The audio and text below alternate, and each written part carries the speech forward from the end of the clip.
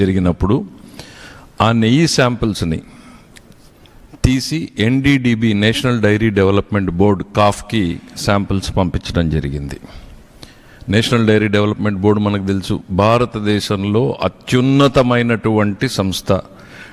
It's mother of diaries అని చెప్పొచ్చు, mother of dairy technology అని చెప్పొచ్చు. భారతదేశ డైరీని రూపుని మార్చినటువంటి సంస్థలు. ఎన్డీడీఎఫ్ CALFకి శాంపిల్స్ పంపించినప్పుడు కొద్ది రోజుల తర్వాత ఆ రిపోర్ట్లు రావడం, ఆ రిపోర్ట్లో మనం నివ్వెరబోయేటువంటి అంశాలని మనం చూడడం జరిగింది. సో మీ ముందుకి జస్ట్ ఆ ఒక్క లాస్ట్ పేజ్, దాదాపు 10 పేజీల రిపోర్ట్ ఉంటే దాంట్లో ఉన్నటువంటి లాస్ట్ పేజ్ని గతంలో కూడా చెప్పాం, మళ్ళీ చెప్పే ప్రయత్నం చేస్తున్నాం. S value equations first. Suspected adulterants as per ISO. Suspected adulterants. ఇవన్నీ కల్తీ జరిగాయి అని అనుమానిస్తున్నాము అనేటువంటిది ఆ ల్యాబ్ రిపోర్ట్లో చాలా స్పష్టంగా ఉంది. ఒక 5 అంశాలని వాళ్ళు ప్రస్తావించారు. 5 అంశాల్లో మొదటి అంశం ఏంటంటే సోయాబీన్, సన్ఫ్లవర్, ఆలియల్, rapeseed, linseed, wheat germ, maize germ, cotton seed, fish oil. ఇది number 1. Number 2 coconut oil, palm kernel oil రెండవది. మూడోది palm oil and beef tallow. నాలుగవది లార్డ్, అదర్ది టోటల్ అని పెట్టారు.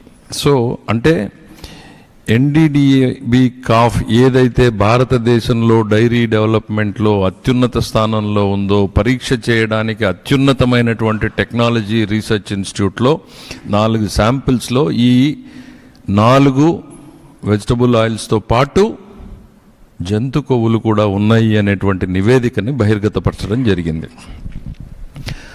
అది గౌరవ ముఖ్యమంత్రి గారి దృష్టికి రావడం, వారి మనసులో ఉండడం, ఎన్డీఏ శాసనసభ్యుల సమావేశం జరుగుతున్నప్పుడు ఒక ఆవేదనతో గౌరవ ముఖ్యమంత్రి గారు దాన్ని శాసనసభ్యుల ముందు పెట్టారు. గతంలో ఈ రకంగా జరిగింది, మనం ప్రక్షాళన చేస్తున్నామంటాం. ఆ తర్వాత పెద్ద చర్చనీయాంశం కావడం, ఆయనకు ఒక భక్తుడిగాను బాధ్యత, ముఖ్యమంత్రిగాను ఆయన బాధ్యతది, ప్రజల ముందు పెట్టాల్సినటువంటి బాధ్యతని అదే ఆయన నిర్వర్తించారు. అందులో ఆ రోజు ఉన్నటువంటి రిపోర్ట్ని ప్రజల ముందు పెట్టారు ఆయన. అనంతరం జరిగినటువంటి పరిణామాలు ఏంటి అనేటువంటిది మనం చూసాం.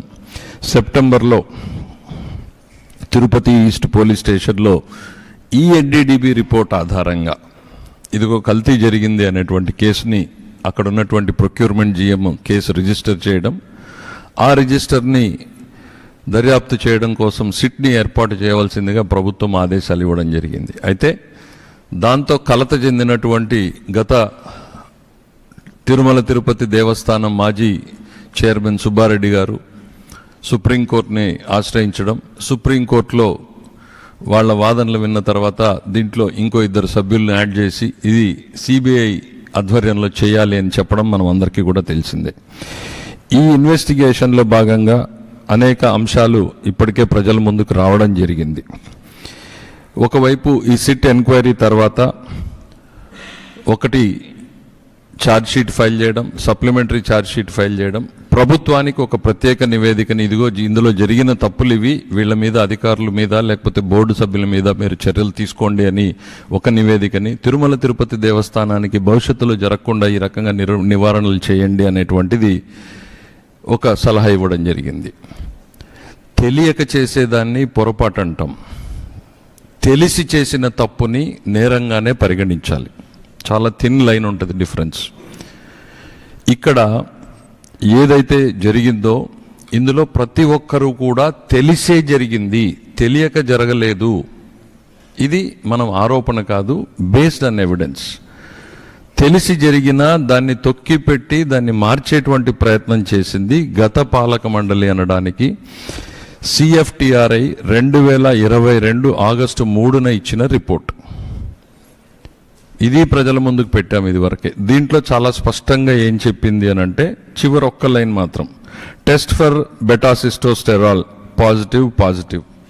ఇప్పుడు ఏదైతే ఎన్డీడీబీ కాఫ్ టెస్ట్లో వచ్చిందో బెటాసిస్టోస్టెరాల్ ఉంటే